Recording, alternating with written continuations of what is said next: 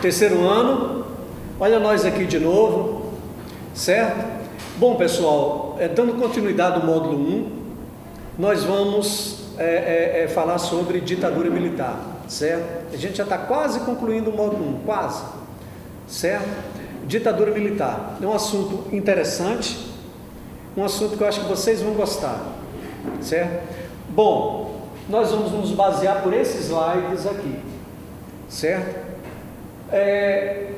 Antes de entender, antes de começar a Guerra Fria, ou ditadura militar, a gente tem que entender o seguinte: quando a Guerra Fria começou em 47, com a doutrina Truman, o Brasil se alinhou aos Estados Unidos. O Brasil se alinhou aos Estados Unidos.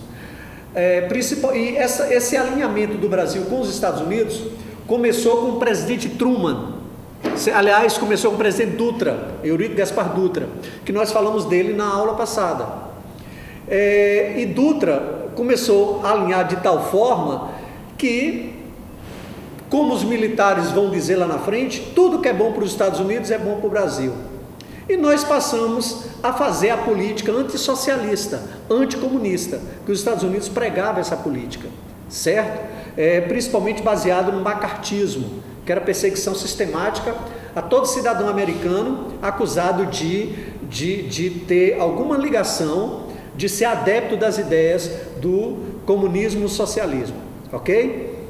Só que essa perseguição no Brasil, gente, vai se dar bem antes disso. Vocês lembram que nós já vimos em algum momento, falamos sobre a Era Vargas, e vocês viram que na Era Vargas, eu acho que foi o ano passado que nós falamos sobre isso, e nós vimos na Era Vargas que em 1935, quer dizer, olha só, bem antes da Guerra Fria, Vargas já tinha colocado o Partido Comunista na ilegalidade, certo? Vargas pegou Luiz Carlos Prestes, prendeu, certo? E mandou Olga Benário lá para Hitler. Então, o Brasil tem um histórico de perseguição à esquerda. O Brasil tem um histórico de perseguição à esquerda, ok? E aqui não vai ser diferente. O contexto nosso, politicamente falando, hoje é assim, certo? Hoje há uma perseguição à esquerda, certo? Então vamos entender, antecedentes da ditadura militar, esgotamento do populismo. Vocês lembram que o populismo é aquela república liberal que nós falamos, democrática, que vai de 46 até 64. O populismo, gente, é um tipo de política assistencialista, certo? Onde o governante faz de tudo para agradar o pobre, para agradar o trabalhador, certo? Às vezes sem medir as consequências do que isso acontece. Só um exemplo prático do que é um populismo. Por exemplo, a criação das bolsas aquilo, Bolsa Família, Bolsa Fome, Bolsa isso, Bolsa aquilo. Na verdade, isso é uma política assistencialista, voltada para o populismo, que na verdade é uma política que teria que ser temporária, e não é. E hoje o Bolsa Família, a política Fome Zero, hoje essas políticas ela não pode ser tirada, porque se tirar é capaz do Brasil virar um caos, certo? Então o populismo é isso, são governos que disfarçam seu autoritarismo, tomando algumas medidas populares, sem medir as consequências dessas medidas, que vai haver consequências econômicas, certo? Muito sérias, certo? Então, esgotamento do populismo, manifestações de massas, greves, agravamento de tensões sociais. Bom, para a gente começar aqui, nós vamos falar de João Goulart. Nós falamos sobre isso na aula passada. João Goulart, ele vai ser acusado de ser simpatizante ao comunismo. Vocês lembram que quando Jânio Quadros renunciou, João Goulart estava na China. E a China é comunista, certo? E Jânio Quadros já era acusado de ser comunista por reatar relações diplomáticas com a União Soviética. Jânio Quadros já era comunista por condecorar Ernesto Che Guevara. Imagine, quando Jânio Quadros renuncia, quem que está no poder? Quem que vai assumir? João Goulart, conhecido como Jango. E ele vai estar onde? Na China comunista, Então, tudo isso tem problemas, vai criar problemas. O exército vai ficar com o pé atrás, os americanos vão ficar com o pé atrás. Por que essa ênfase nos americanos? Porque, gente, a maior parte das empresas que atuam no Brasil são empresas americanas. A maior parte dos deputados do Congresso Nacional e senadores são financiados por essas empresas americanas, certo? E esses deputados e senadores, eles vão ler a cartilha editada pelos americanos. Quando o Jango vem, né, ele vai assumir a presidência e ele vai tomar medidas de esquerda. As reformas de base de Jango mesmo, era toda ela medidas de esquerda, certo? E os militares então vão ficar com o pé atrás. E os militares vão receber apoio do boa parte do Congresso Nacional, os militares vão receber apoio dos americanos, os militares vão receber apoio da classe média alta, certo? E os militares vão receber apoio da Igreja Católica, porque a Igreja Católica tinha medo de que com as reformas de base de João Goulart fosse implantado no Brasil o comunismo, porque nós sabemos que a ideologia comunista prega a não existência de religião, certo? A ideologia comunista prega o ateísmo. A Igreja Católica tinha medo disso acontecer, tinha medo que isso acontecesse. Então a Igreja Católica vai apoiar o golpe. Esse golpe de 64, gente, foi todo ele orquestrado pela CIA, a Central de Inteligência Americana. Agora foi posto em prática pelo Exército Brasileiro, mas toda a estratégia, toda a logística do golpe foi orquestrada pelos Estados Unidos, porque os Estados Unidos tinham medo que o Brasil se transformasse numa nova Cuba. Os Estados Unidos tinham medo de ser implantado a esquerda aqui no Brasil, certo? A esquerda que naquele momento era o comunismo ou o socialismo, ok? Temor dos Estados Unidos, com a possibilidade de novas revoluções cubanas na América Latina. Cuba já tinha acontecido uma revolução durante a Guerra Fria. A Nicarágua já tinha acontecido uma revolução. Na China já tinha acontecido uma revolução. Outros países africanos já tinham adotado o comunismo. Então, os Estados Unidos ficou com medo de que a América tivesse mais outro país socialista comunista, certo? Então isso, esse medo americano aumentou depois da condecoração de Eugênio Quadros a Che Guevara. Então, tudo isso são antecedentes que vai levar ao golpe, certo? O que a gente está vendo aqui, eu estou contando a vocês o contexto histórico que levou o golpe, certo? O golpe de 64, que os militares até hoje, teima em chamar, inclusive o nosso presidente, teima em chamar de revolução, certo? Os militares até hoje dizem que foi uma revolução, mas de revolução não teve nada, na verdade foi um golpe, certo? Um golpe. Apoio de setores civis conservadores ao golpe militar, como eu já falei para vocês, a classe média alta e a Igreja Católica, certo? A classe média alta e a Igreja Católica apoiaram o golpe. Doutrina de segurança nacional é assimilada pelo Exército, guerra total contra o comunismo. Essa doutrina de segurança nacional é assimilada pelo Exército. É aquela coisa, o Exército começa a ficar vigilante. O Exército começa a ficar vigilante e o Exército começa a observar, a perseguir e achar que qualquer reunião, qualquer discussão política tem a ver com o socialismo. O Exército começa a ficar paranoico nesse sentido, certo? A vigilância é apertada. Tudo isso influência do macartismo, certo? Tudo isso influência do macartismo, ok? A guerra era total contra o comunismo. Olha só, muitos apoiaram o golpe militar. Aí vocês estão vendo algumas empresas que na época eram empresas poderosas que apoiaram o golpe, como o Grupo Votorantim e a Companhia Ultragás, que era na época muito poderosa aqui no Brasil. Grandes empresas apoiaram. Aliás, foi no contexto da ditadura militar, pessoal, que a Rede Globo nasceu. Quem deu a concessão para o funcionamento da Rede Globo foram os militares, a Roberto Marinho, certo? Outra empresa que apoiou o golpe também, certo? Então, o Brasil após o golpe. Ranieri Mazzilli, presidente da Câmara, assume interinamente, certo? Gente, só que Ranieri Mazzilli, quando ele assume a presidência da Câmara, na verdade, é aí que consta o golpe. Porque João Goulart ainda estava no Brasil. João Goulart estava na região sul, certo? Articulando politicamente para não perder o poder. Só que João Goulart ainda na região sul, aí o Exército, junto com o Congresso Nacional, declara vaga a presidência da República. É aí que constata o golpe, gente. Porque a presidência da República só poderia ser declarado vaga se o presidente estivesse fora do país e não deixado sucessor. Mas o presidente estava em solo brasileiro e foi declarado vago pelo Congresso Nacional, com pressão do Exército, a presidência do Brasil.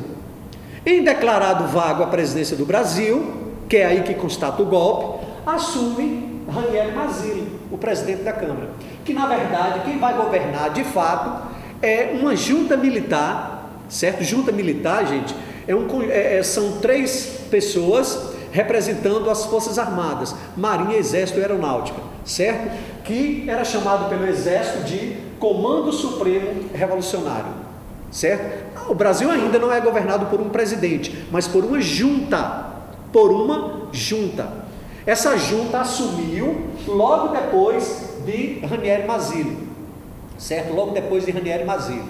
E é essa junta que vai decretar o ato institucional número 1, o chamado AI-1. Gente, AI é a abreviação para atos institucionais. Atos institucionais são decretos que vai ser característica do presidente da República durante o governo militar. Todos os presidentes vão governar através de atos institucionais. Foram vários atos que eram leis, que não precisava do Congresso. Aliás, vocês vão perceber aqui que em muitos momentos, aliás, na maior parte do tempo, o Congresso Nacional vai estar fechado. Porque isso é uma característica de um regime militar. Não precisar de deputados nem senadores. O presidente vai ter autonomia para decretar leis e fazer o que bem quer. Então, esses decretos, durante a República Militar, durante o regime militar, esses decretos do presidente, a gente chamava de ato institucional, certo? A gente só vai ver aqui os 5 mais importantes, mas ao todo, se eu não me engano, foram 17 atos. Gente, esses atos parecem pouco, mas não é muito, porque esses atos modificavam a vida de todos os brasileiros. São esses atos institucionais que vão suprimir os direitos dos brasileiros, certo? E durante o governo, durante o comando brasileiro da junta militar, o AI-1, que é chamado ato institucional número 1, certo? É decretado. E o que era que dizia o ato institucional número 1? Olha, repetido, a gente vai ver do 1 ao 5. Vocês vão ter que entender as principais características de cada ato institucional desses. É fácil e tranquilo, certo? Bom, ato institucional número 1. O que é que ele fala? Demissão de funcionários públicos, civis ou militares leais ao antigo governo. Ou seja, qualquer funcionário, tanto militar quanto civil, se fosse leal a João Goulart, ao antigo governo, foi demitido. Não tem a menor dúvida disso. Cassações de mandatos de opositores ao golpe. Cassações aqui, gente, com 2 S, quer dizer tirar os direitos políticos, suprimir os direitos políticos. É aí que a gente chama de cassações, com 2 S. Caçar, com 2 S, é tirar o direito político. Então, todos os políticos que fizeram oposição ao golpe, que foram contra o golpe militar, que aconteceu da noite do dia 31 de abril para 1º de março de 1964, certo? Esses políticos que não aceitaram esse golpe, que discordaram desse golpe, eles foram cassados, foram tirados deles os direitos políticos, eles ficaram inelegíveis.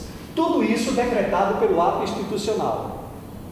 Prisões de opositores, eleições indiretas para presidente. Pronto, é o ato institucional número 1 que vai dizer, a partir de agora, não tem mais eleições diretas para presidente da República. A partir de agora, quem vai eleger a presidência da República é o Congresso Nacional, é o Colégio Eleitoral. O Colégio Eleitoral é representado pelos deputados federais, pelos senadores, mais os governadores, certo? E algum representante das assembleias legislativas. Isso é eleição indireta. Ou seja, a partir daqui, nós não vamos mais votar para presidente da República. Certo? Nós não vamos mais votar para presidente da República. A partir daqui. Então, esse é o ato institucional número 1. Certo? Bom, aí os militares, aí nós vamos começar a eleger os presidentes. Nós, que eu digo, o Brasil vai começar a ter os presidentes militares, que vão ser eleitos pelo Congresso Nacional. Mas entre os militares, pessoal, havia divergências, não divergências de dizer, eu quero uma ditadura, outra eu não quero, não nesse sentido. Todos eram a favor do golpe, todos. A diferença era na flexibilização. Por exemplo, tem aí os militares da escola de Sorbonne, que é uma universidade europeia, francesa, certo? Fica ali entre França, Suíça, essa região ali, a Universidade Sorbonne, vinculado mais à França. E eles eram oriundos da ESG, Escola Superior de Guerra, intelectuais, veteranos da Segunda Guerra, próximos da UDN, União Democrática Nacional. A UDN era aquele grupo político que fazia oposição a Getúlio Vargas. A UDN era aquele grupo político que era liderado por Carlos Lacerda, que sofreu um atentado, que por consequência desse atentado, Getúlio Vargas vai se suicidar, certo? Alinhados ideologicamente com os Estados Unidos, anticomunistas, partidário de um poder executivo forte e soluções econômicas técnicas. Bom, esses eram os militares do Sorbonne. Tem outro nome para eles. Eles são considerados moderados. Por que moderados? Porque esses militares de Sorbonne, eles queriam assumir o poder, eles queriam o golpe, mas na visão deles, esse golpe seria temporário. Eles achavam que eles só queriam tirar o perigo comunista, como eles chamavam, e arrumar a casa, arrumar o Brasil, na visão deles, arrumar o Brasil. Quando o Brasil tivesse fora de perigo, esse perigo aí, gente, era o que o exército chamava, era a esquerda, certo? Fora do perigo da esquerda, que o exército temia, quando a casa estivesse arrumada, na visão dos militares, aí eles entregariam o poder aos civis. Então, os militares de Sorbonne, eles eram moderados, certo? Apesar de serem anticomunistas, ideologicamente ligados aos Estados Unidos, aliás, todos são ligados aos Estados Unidos. Eles vão fazer o que os Estados Unidos querem. Eu disse a vocês que todo golpe foi orquestrado pela CIA, pelo governo americano, certo? O governo americano orquestrou golpes em toda a América Latina, ok? Bom, aí vem os linhas duras, aquele grupo de militares, esses sim, esses não eram nada flexível, certo? Eles tinham, também anticomunistas, sem ligações diretas com os Estados Unidos, nacionalistas, avesso à política e a qualquer tipo de democracia. E eles, gente, eram chamados de linha dura porque eles queriam ficar no poder o tempo todo. Eles não queriam devolver o poder aos civis. Eles eram tão linha dura que eles tinham simpatia pelos Estados Unidos, mas eles diziam, peraí, a gente vai fazer o que quer aqui, vocês não se metam não, a gente já não gosta de comunista, a gente não gosta de esquerda, mas eu não preciso ficar ouvindo vocês, americanos, a gente sabe o que fazer. Eles eram tão linha dura que até isso, entendeu? Eles em certos momentos, eles eram contra os Estados Unidos, mas contra os Estados Unidos no sentido que os americanos davam o tempo todo pitaco aqui no Brasil. Já o pessoal de Sorbonne moderado ouvia mais os americanos, eles ouviam mais, certo? Mas só que os moderados, o grupo de Sorbonne, eles eram flexíveis, eles queriam em um determinado momento devolver o poder aos civis. Já os linhas duras não, Os militares linha dura eram mais violentos, certo? É com os militares linha dura que a censura, que a tortura vai se tornar mais agressiva aqui no Brasil. Nós tivemos 2 militares linha duras e 3 militares moderados, certo? O primeiro presidente foi moderado, que é Castelo Branco, Humberto de Alencar Castelo Branco. Depois nós tivemos 2 seguidos linha dura, que Costa e Silva e Médici, linha dura. E depois nós vamos ter 2 moderados, que Ernesto Geisel e o presidente João Figueiredo, certo? Nós só tivemos 5 presidentes, ok? Bom, tá aí os 5 presidentes, ó. Os 5 presidentes, a caricatura deles, olha aí, ó. Médici, Costa e Silva. Esses 2 aqui, eles eram os representantes da linha dura. Foi com eles que o regime endureceu. Foi com eles que a censura e a violência, a perseguição aos opositores se tornou mais ferrenha. Foi com eles que o Brasil passou a viver os anos de chumbo. Os anos de chumbo, foi com eles. E tem os presidentes mais moderados da escola de Sorbonne, que é esses aqui, ó. Castelo Branco foi o primeiro presidente, depois Costa e Silva, depois Médici, depois Geisel, gente, se lê Geisel, certo? Se escreve Geisel, mas se lê Geisel, e João Figueiredo. Esses são os 5 presidentes militares, ok? Nós vamos falar sobre cada um deles. Bom, o primeiro, que também é considerado da escola de Sorbonne, certo? Aí, ó, moderado, escola de Sorbonne, moderado é a mesma coisa. Humberto Alencar Castelo Branco. Uma das coisas mais importantes que Castelo Branco fez em seu governo foi o PAEG. PAEG, gente, é o Plano de Ação Econômica do Governo. Agora, foram medidas que vai ter consequências até no dia de hoje. As medidas tomadas por Castelo Branco em seu governo, certo? Lembrando, Castelo Branco, e assim como os outros presidentes, eles vão ser eleitos pelo colégio eleitoral, certo? Então, PAEG, Plano de Ação do Governo. Primeira coisa, cortar os gastos públicos. Eles tentavam combater a inflação. Por um momento vai dar certo, mas depois não, eles vão perder o controle. Vocês vão entender por quê. Aumento das tarifas de impostos. Ou seja, todos os cidadãos brasileiros tiveram que pagar mais impostos para o governo arrecadar mais. Outra coisa importante, até o governo militar de Castelo Branco, todo funcionário tinha estabilidade no emprego. Depois de 5 anos, mais ou menos, o funcionário tinha estabilidade, ou seja, não podia ser demitido aqui no Brasil, depois de 5 anos. Humberto Alencar Castelo Branco acaba com a estabilidade do trabalhador brasileiro. E para compensar o fim da estabilidade, ele cria o FGTS, o Fundo de Garantia por Tempo de Serviço. O que é o FGTS? Olha só, enquanto o trabalhador tinha estabilidade, como ele ia ficar no emprego o tempo todo, a vida toda, ele não tinha nada mais a não ser receber o salário. Ele só sairia do emprego se ele se aposentasse, né? Aí receberia aposentadoria, certo? Ele só sabia que ia sair do emprego só quando tivesse velhinho, ou quando morresse. Mas, quando o governo acaba a estabilidade, o governo autoriza as empresas a demitirem os seus trabalhadores, quando quiserem. Até hoje é assim, por causa dessa medida tomada em 64, por Humberto de Alencar Castelo Branco, que acabou a estabilidade no emprego. Então a empresa hoje pode demitir qualquer pessoa, as empresas. Aí, para compensar isso, o governo fez o quê? Criou o Fundo de Garantia por Tempo de Serviço. O Fundo de Garantia, gente, é uma percentagem de mais ou menos 8% que a empresa tira do seu salário e deposita na Caixa Econômica.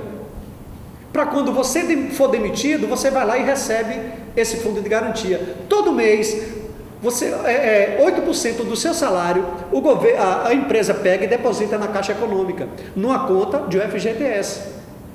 Aí depois de anos que você passa nessa empresa, você vai lá, você é demitido, vai lá e pega o FGTS, é como se fosse uma compensação por você ser demitido. E isso existe também até hoje, foi criado pelo PAEG, por Humberto de Alencar Castelo Branco, certo? O aumento salarial, uma vez ao ano abaixo da inflação. Uma vez ao ano abaixo da inflação. Ou seja, não adiantava nada, o seu poder aquisitivo ia estar sempre abaixo. Você todo ano ia perder o poder aquisitivo, que é aquele poder de compra que o trabalhador tem, certo? Porque o aumento sempre era abaixo da inflação, não era nem igual à inflação, era abaixo. Então ia chegar um determinado tempo, um determinado momento, que o seu dinheiro não ia valer mais nada, o seu salário não ia valer absolutamente mais nada, certo? Restrição ao crédito, ou seja, só quem tinha acesso ao crédito era a classe média e a classe alta. O trabalhador brasileiro era pouquíssimo, eram raros os que tinham acesso ao crédito, certo? Você ir num banco, tomar um dinheiro emprestado, era difícil, não era a facilidade que você tem hoje, era muito difícil na época da ditadura militar. E olha, arroxo salarial, recessão e desemprego. Essa era a política econômica do primeiro presidente da ditadura militar. Arroxo salarial é o quê? Se o salário não aumentar, ou se aumentar, abaixo da inflação, ou ficar congelado. A economia mal pra caramba, recessão é isso. É o que está acontecendo com a economia hoje no Brasil. Por causa dessa pandemia, nós estamos entrando num período de recessão. A economia não está andando, certo? E desemprego. Então, era assim a política econômica da ditadura militar, ok? Bom, continuando ainda, da PAEG, viu galera? Aqui ainda é medidas da PAEG, fim da lei de remessas de lucros. Gente, vocês lembram que João Goulart, que eu falei na eleição, na aula passada, João Goulart ele criou essa lei de remessas de lucro, que na visão do Congresso, na visão dos americanos, era uma lei de esquerda, era uma lei comunista. Por quê? Porque João Goulart queria, gente, que essas empresas não enviassem para seus países de origem todo o dinheiro arrecadado aqui no Brasil. Essas empresas, gente, elas que controlavam boa parte da economia brasileira, aliás, boa parte não, a maior parte da economia brasileira era controlada por essas empresas estrangeiras, e todo o lucro, bilhões e bilhões de dólares, elas não deixavam nada aqui, elas mandavam tudo para fora, para seus países de origem. Aí João Goulart foi lá e disse: espera aí, certo? Vamos maneirar. Vocês não vão enviar tudo para lá para fora. Vocês vão ter que deixar parte aqui no Brasil. Vocês vão ter que reinvestir parte aqui no Brasil.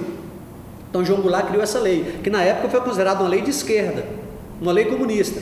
Aí o que acontece com o PAEG? Acaba com essa lei. Ou seja, agora essas empresas podem mandar todo o dinheiro delas para fora. Por quê? Porque essas empresas são americanas e foram os americanos que criaram o golpe, são os americanos que estão bancando os militares, são os americanos que estão bancando o Congresso Nacional.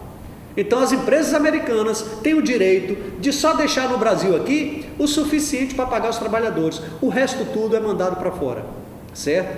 Então acaba, suprimida a lei de remessas de lucro criada por João Goulart.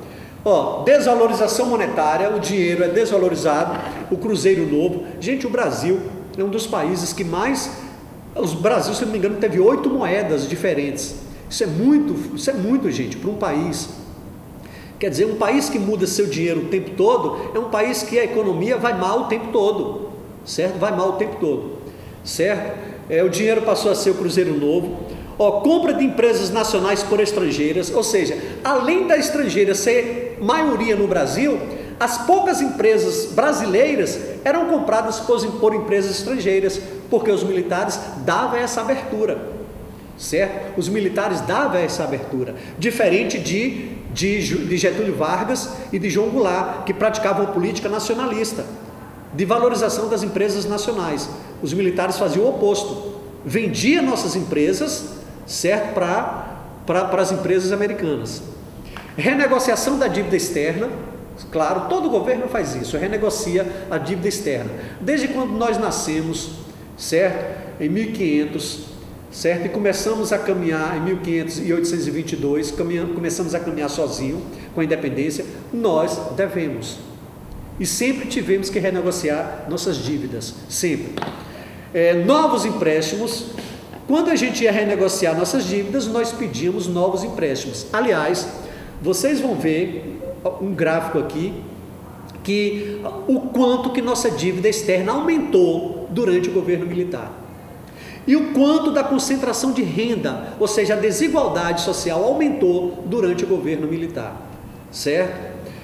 Aproximação cada vez maior com os Estados Unidos, ou seja, a gente cada vez mais se aproximando. Olha o que Juraci Magalhães, que é um baiano, disse, o que é bom para os Estados Unidos é bom para o Brasil.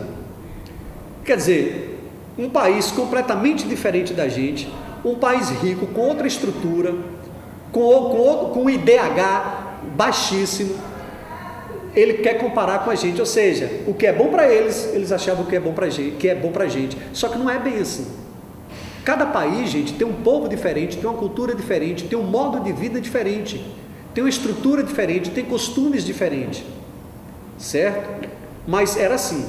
É nesse momento que a cultura americana, que começou a entrar no Brasil de forma agressiva no governo Dutra, no governo militar então, aí é que o Brasil vai abrir mesmo os braços para tudo que é americano. É a partir daqui, certo?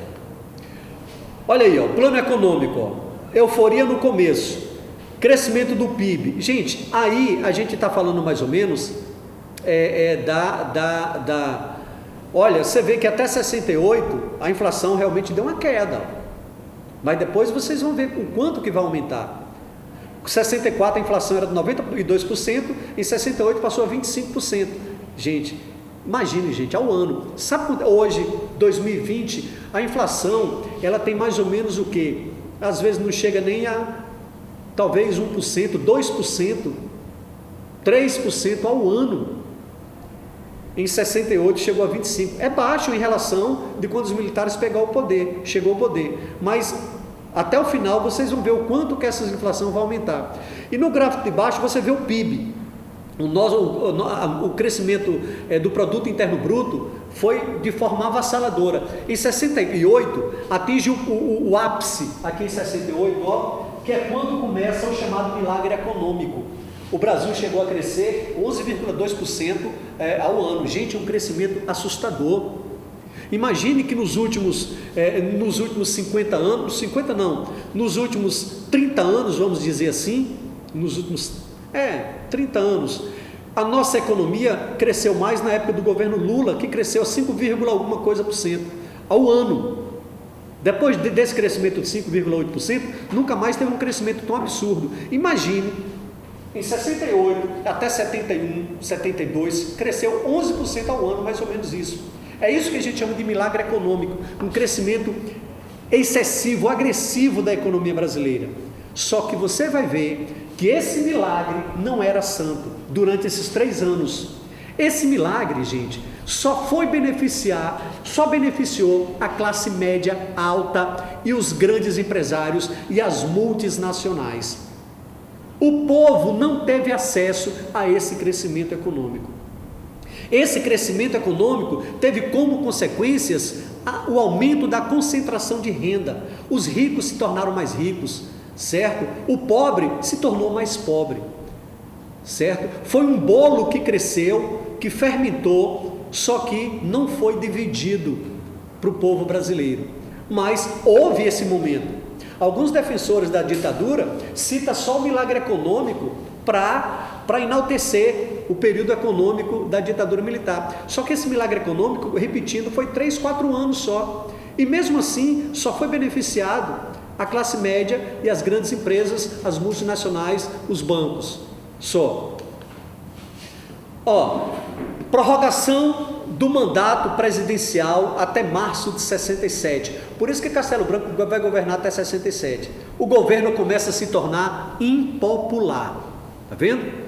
O governo começa a se tornar impopular, e isso é importante, porque essa impopularidade vai aumentar cada governo, chegando ao ápice no governo Figueiredo.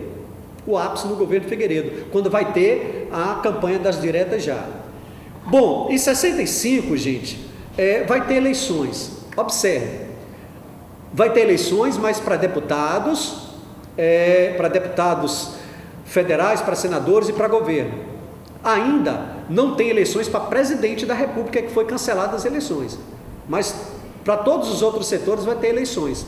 Só que o governo, gente, vai perder na maioria e nos mais importantes estados. E o governo vai perder e vai começar a ficar preocupado. E o governo, então, vai começar a tomar decisões cada vez mais agressivas, cada vez mais drásticas. E a próxima medida tomada, certo? Agora no governo Castelo Branco, vocês lembram que o primeiro AI, ou seja, o primeiro ato institucional foi no governo, foi na junta militar. Em Castelo Branco vai ter o AI-2, ato institucional número 2. E esse ato institucional número 2 acaba com todos os partidos políticos e cria o quê? O bipartidarismo. O que é o bipartidarismo? Bi-2, partidarismo, partido. Ou seja, acaba com todos os partidos políticos e passa a ter só 2. Quais são esses 2? Arena e MDB. A Arena, pessoal, é Aliança Renovadora Nacional. É o partido dos militares. É o partido dos militares. E os militares, para não dizer que era uma ditadura, eles deixam ser criado um partido de oposição, que é o MDB, que na verdade não tinha forças para nada, certo? Não tinha forças para nada. O MDB, Movimento Democrático Brasileiro, que depois passou a se chamar PMDB e que depois voltou a se chamar de novo MDB. Então, o ato institucional número 2 cria o bipartidarismo, certo? A existência de 2 partidos, a Arena e o MDB. E o ato institucional número 2 autoriza o presidente a fechar o Congresso Nacional. Ou seja, a partir do ato institucional número 2, o presidente agora tem poder, se ele quiser, de fechar o Congresso Nacional, fechar o Senado Federal e a Câmara dos Deputados. Ou seja, cada ato institucional, vocês vão perceber que aumenta o poder do Executivo, do Presidente da República. Aí vocês estão vendo os partidos que foram extintos, certo? E aqui a charge da existência dos 2 partidos políticos, ó. E aqui foram os partidos que foram extintos, aqui do lado. E vocês veem aí, desse lado de cá, é um cara que é o ícone da oposição brasileira, que é chamado Ulisses Guimarães, esse rapaz aqui de cabelo branco, ó. É o ícone da oposição. Ele, gente, ele foi um dos homens que mais lutou contra a ditadura militar, e ele morreu num acidente de helicóptero que caiu no mar, lógico, depois do fim da ditadura militar, e até hoje o corpo dele não foi encontrado. Foi graças a Ulisses Guimarães que a ditadura militar acabou, e ele foi o cabeça da criação da Constituição Cidadã, que é a nossa Constituição atual, a chamada Constituição Cidadã de 1988. Ela foi toda ela mentalizada, forjada por esse cara aqui, ó, Ulisses Guimarães, certo? Que é a Constituição nossa que está em vigor, certo? Em fevereiro de 66, ainda no governo de Castelo Branco, é criado o Ato Institucional número 3. Então, repetindo, Ato Institucional número 1, o governo podia prender qualquer pessoa opositor ao governo militar, ou seja, pessoas leais ao governo de João Goulart eram presas ou eram demitidas. Muitos políticos que eram oposição aos militares teve o mandato cassado, certo? E foi extinta a eleição direta para presidente da República, ou seja, as eleições passaram a ser indireta.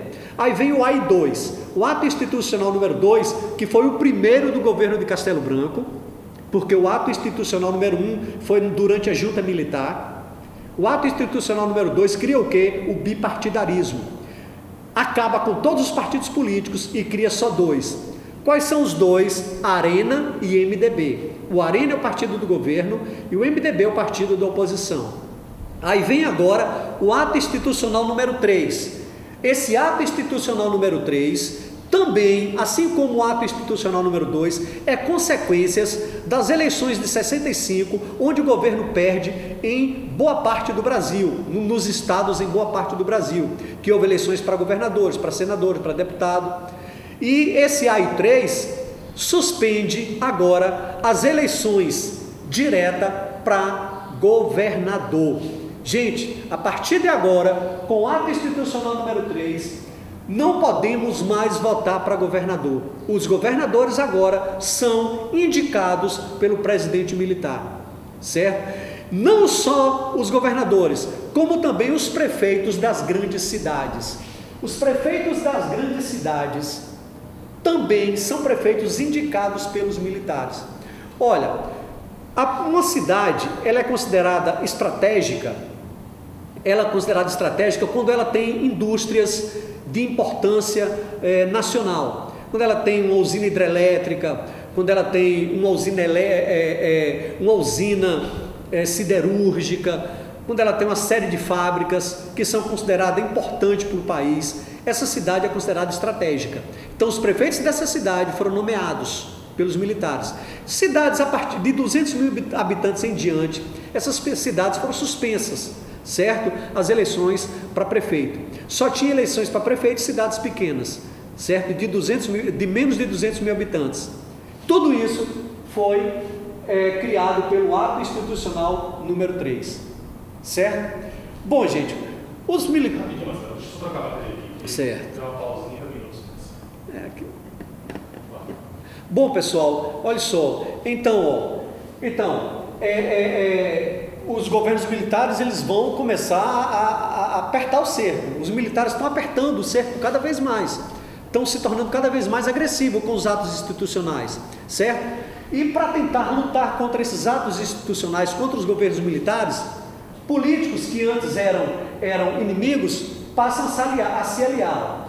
Tentativa frustrada de formação de uma frente oposicionista composta por antigos rivais, Carlos Lacerda, Juscelino Kubitschek e João Goulart. Essa tentativa, essa frente é chamada de frente ampla. Está aqui, ó, uma imagem de políticos que antes eram inimigos e passaram a se aliar contra os militares. Só que eles não vão fazer nada. Muitos deles vão ser presos, outros vão ser obrigados a fugir do país, certo? Essa frente ampla só vai ser mais uma tentativa de lutar contra os militares, certo? Uma tentativa. Bom, aí vem a Constituição de 67. Gente, essa Constituição de 67, ela foi pensada pelo ato institucional número 4, que aqui a gente não fala sobre ele, mas eu estou dizendo agora. O ato institucional número 4 foi justamente ainda no governo de Castelo Branco, o governo de Castelo Branco, o AI 2, o AI 3 e o AI 4. O ato institucional número 1, o ato institucional número 2 e o ato institucional número 2, o ato institucional número 3 e o ato institucional número 4, porque o 1 foi lá na junta militar, logo no início. Esse ato institucional número 4, ou o AI 4, ele é criado, gente, justamente para elaborar a Constituição de 1967, certo? Então, é através desse AI 4 que a Constituição de 67 é criada, que é a primeira Constituição militar, certo? Primeira Constituição militar. O que é que essa Constituição militar diz? Fortalecimento do poder executivo, ou seja, aumenta ainda mais o poder do presidente da República. Cada ato institucional dá mais poder ao presidente da República, certo? Emendas constitucionais a cargo exclusivo do presidente. O que quer dizer isso? Isso aqui, gente, quer dizer que só o presidente pode mudar a Constituição. Só o presidente pode mudar a Constituição. Ninguém mais pode mudar a Constituição. Só o presidente da República. Isso é poder, isso é ditadura. Porque quem tem que mudar a Constituição é o Congresso Nacional, visando os anseios do povo. Mas no governo militar não. Ele podia chegar lá e mudar a Constituição se ele bem entendesse, certo? incorporação dos atos institucionais, ou seja, aqueles atos institucionais que antes era apenas um decreto do presidente, agora passa a ser constitucional. A Constituição vai dar base legal para os atos institucionais. É criado também a Lei de Segurança Nacional. A Lei de Segurança Nacional, gente, era aquela lei, vocês lembram que lá no início, que o Exército estava vigilante, que o Exército estava preocupado com as reuniões, com alguns adeptos do comunismo? Agora, a Constituição vai criar uma lei chamada LSN, Lei de Segurança Nacional, onde o Exército a polícia, não só o Exército, vai criar vários tipos de polícia para prender qualquer indivíduo que colocasse o Brasil em perigo. O que é colocar o Brasil em perigo? É ter pensamento de esquerda, é ter pensamento comunista, é ter pensamento socialista. Naquele momento que o Exército, o perigo para o Brasil era isso, era pessoas que tivessem ideologia comunista, ideologia socialista, ideologia de esquerda. O Exército via isso um perigo, certo? Então criou essa Lei de Segurança Nacional para reprimir, e isso, gente, era fundamentada na Constituição, ou seja, os militares criaram uma Constituição para dar embasamento às perseguições contra os opositores, a perseguições contra os comunistas, certo? Bom, aí vem o governo Costa e Silva, esse é linha dura.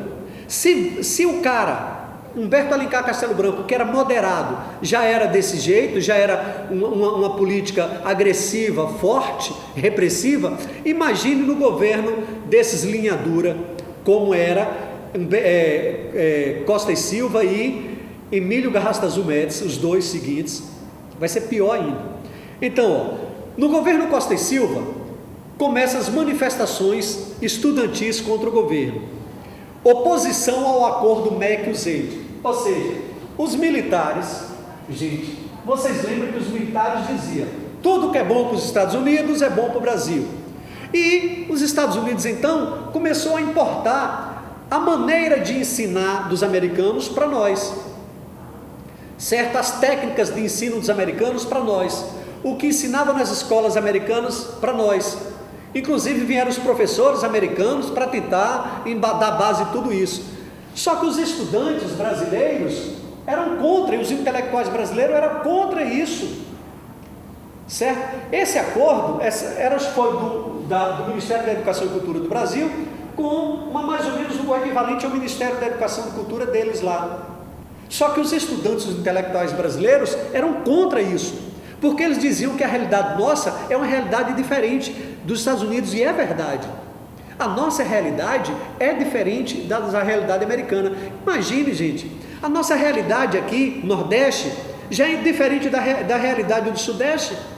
Às vezes o que é posto lá para ensinar no Sudeste, às vezes não é necessário aqui no Nordeste. Imagine nos Estados Unidos para aqui. Então os estudantes começaram a aumentar as manifestações contra os militares e contra o acordo de educacional entre o Brasil e os Estados Unidos. Melhor qualidade e preço nos restaurantes universitários. Os estudantes queriam, porque, gente, a universidade pública oferece restaurantes para os universitários, restaurantes gratuitos, são chamados o RU, certo? Restaurante universitário. Os estudantes queriam que o preço da comida ele é simbólico, um precinho baixinho. Só que durante o governo militar, esse preço aumentou consideravelmente, porque os militares, gente, via na universidade uma inimiga. Os militares viam na universidade uma ideologia de esquerda. É essa a visão que os militares tinham naquela época. Era essa a visão. Os militares tinham de esquerda. Então, os restaurantes universitários, as universidades, era vista com resguardo pelos militares, certo? Foi nesse momento dessas manifestações de estudantes que morreu Edson Luiz, um estudante. Esse estudante universitário, e ele, gente, vai ser o símbolo da luta contra os militares durante o governo de Costa e Silva. Esse estudante Edson Luiz, ele vai ser o símbolo dessas manifestações contra o governo, aliás, Costa e Silva, contra o governo de Costa e Silva, certo? Ele morreu no confronto com a polícia no Rio de Janeiro. Aí os estudantes vão usar esse assassinato para aumentar mais as manifestações contra o governo de Costa e Silva, Arthur Costa e Silva, certo? Que era um linha dura. Foi no governo de Costa e Silva também que aconteceu a passeata dos 100 mil. Gente, o Brasil até então nunca teve uma passeata dessa magnitude. Nunca o Brasil teve uma passeata tão intensa, onde ia desde o Zé Ninguém até o maior intelectual brasileiro, atores de televisão, atores de cinema, jogadores de futebol, participaram da chamada passeata dos 100 mil, certo? Passeata dos 100 mil. Greves em Osasco, Contagem e Belo Horizonte, que eram regiões industriais, certo? Ampla repressão do governo. Aí o governo vai também, no momento que aumenta as manifestações contra ele, o governo concomitantemente aumenta a repressão contra os estudantes. O governo começa a descer o cacete aqui, descer a madeira. Por isso que ele é considerado também linha dura, certo? Com ele vai aumentar as prisões e a violência, certo? Com Costa e Silva. Tá aí, o enterro, o velório do estudante Edson Luiz, aí do lado esquerdo, vocês estão vendo. E aqui os estudantes vão à rua na missa do 7º dia da morte de Edson Luiz, que morreu pela polícia no Rio de Janeiro, e a polícia a cavalo aqui dispersando o povo, certo? Aí a greve em Contagem, manifestações estudantis, passeata dos 100 mil, certo? No Rio de Janeiro. Olha aí, a baixa ditadura em todas as grandes cidades brasileiras, principalmente nas capitais, tinha nas paredes dos prédios, de casas, a baixa ditadura. Começa a partir daqui de Costa e Silva o aumento das manifestações contra a ditadura militar. Ao mesmo tempo, aumenta a repressão a esses movimentos, certo? Olha só, aí diz bem como era o Brasil, como o Brasil estava dividido, essa imagem aí. Olha só, essa imagem aqui do lado esquerdo, vocês estão vendo o seguinte, olha só o que diz aqui embaixo, atritos entre estudantes da USP, Universidade de São Paulo, que é a universidade pública, que é uma das universidades mais importantes do mundo, talvez a mais importante da América Latina, eram estudantes públicos, certo? Em oposição aos militares, tá vendo? A USP, a universidade, fazia oposição aos militares. Eu disse a vocês que os militares via na universidade os seus inimigos, porque as universidades criavam ideologias na mente desses estudantes, e esses estudantes abriam os olhos contra os militares, e os militares não gostavam disso. Então os militares via na universidade uma inimiga, e os estudantes das universidades públicas eram oposição aos militares. Ao mesmo tempo, a Universidade de Mackenzie, aqui uma universidade particular, conservadores e anticomunistas, era a universidade dos ricos, da classe média alta, que apoiava os militares, que eram anticomunistas. Então, quando se encontravam os estudantes da Mackenzie e das universidades públicas, eles se degladiavam na rua, eles brigavam, certo? Olha, e aqui tem a outra, comando de caça aos comunistas. Arte, sim, palavra, não. Bom, tá aí outra charge, mais charge, tá aqui a de Ziraldo, o cara, um chefe aqui mandando a polícia ir atrás de alguém, o policial vai, aí o policial encontra essa pessoa, aí essa pessoa que o chefe lá mandou chamar. Aí o policial desce o cacete nessa pessoa, aí diz, o ministro quer falar com você, o ministro foi o que mandou. Quer dizer, dá o recado depois que bate. Por quê? Porque era assim que os militares fazem, eles batem, depois perguntam. Ou seja, isso simboliza bem a violência dos militares, certo? E aqui um congresso da UNE, que é a União Nacional dos Estudantes, que eles estavam fazendo um encontro secreto no sítio em Ibiúna, em São Paulo, no interior de São Paulo, e talvez pelo Serviço Nacional de Informação, os militares ficaram sabendo desse encontro, que era um encontro secreto, mas os militares tinham fontes, e eles ficaram sabendo desse encontro, e os militares foram lá, e todos os membros da reunião foram presos, os membros da União dos Estudantes Nacional, certo? E ali tem, interrompamos o programa para dar um aviso da Secretaria de Segurança. Pede-se às pessoas que evitem o centro da cidade, onde o governo está travando um diálogo com os estudantes. O diálogo é como cacete, uma porrada, certo? Então, é assim que o governo reprimia. Isso é ditadura militar. Isso é ditadura militar, certo? E o pior é que tem gente que tem saudade, né? Bom, aí em 68 veio o AI-5, ou seja, vamos repetir, o AI-1 foi decretado no governo, na junta militar, logo no início, extinguia a eleição para presidente da República, né? E caçava os mandatos dos políticos de oposição, demitia os funcionários públicos de oposição. Aí vem o Castelo Branco, presidente, o primeiro presidente militar. Aí Castelo Branco, além do plano de ação econômica do governo, Castelo Branco, ele cria o AI-2, o AI-3 e o AI-4, certo? O AI-2 cria o que, gente? O bipartidarismo, cria 2 partidos políticos. O AI-3 estabelece o fim das eleições diretas para governador e para prefeito de cidades estratégicas. O AI-4 cria as condições para a criação da Constituição, a Constituição de 67. E agora vem o AI-5, no governo de Costa e Silva.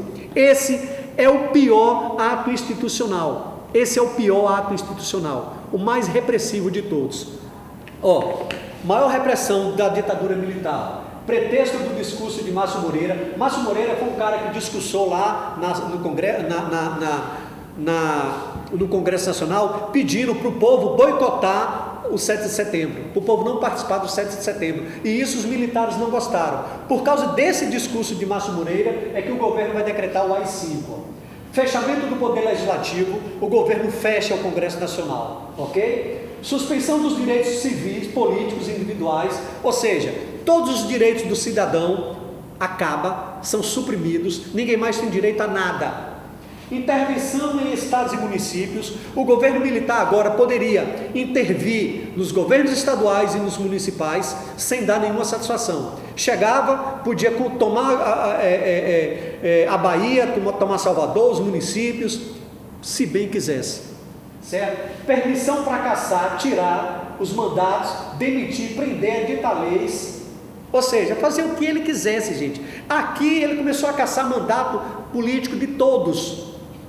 Prazo de validade indeterminado, certo? Tá aí, o governo baixa o ato institucional e coloca o Congresso em recesso. O recesso é o quê? Fechou o Congresso.